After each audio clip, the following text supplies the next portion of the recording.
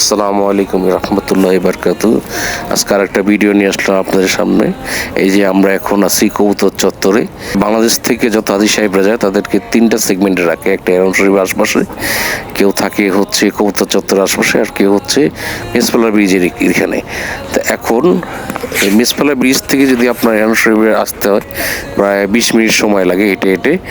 আর যারা কবুতর চত্বর এখানে আছেন তাদের প্রায় আনুমানিক 7 থেকে 8 মিনিট সময় লাগে, 10 মিনিট আগে জায়গা পেতে আর কি। তো এখন হচ্ছে যে আপনার কোথায় চুজ করবো, সবচেয়ে ভালো হয় যদি হিরাম শরীফ আশপাশে থাকা যায়, যদি কবুতর চত্বরে থাকা যায় কোনো খারাপ হয় না, কারণ এখান থেকে আপনার যে মসজিদুল হারামে যে ওয়াক্তে নামাজটা পড়া যায় আর কি।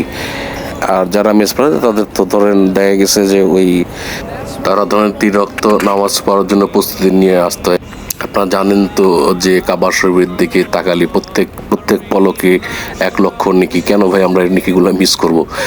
হ্যাঁ, এখান থেকে সবচেয়ে সহজ হচ্ছে যে এটা কাছাকাছি ক্লক টাওয়ার আছে, ক্লক টাওয়ারের সামনে যে গেটটা আছে এই গেটটা দিয়ে সরাসরি আপনার কাবা শরীফ দেখা যায়, আপনি এখানে যেয়ে নামাজ পড়তে পারবেন।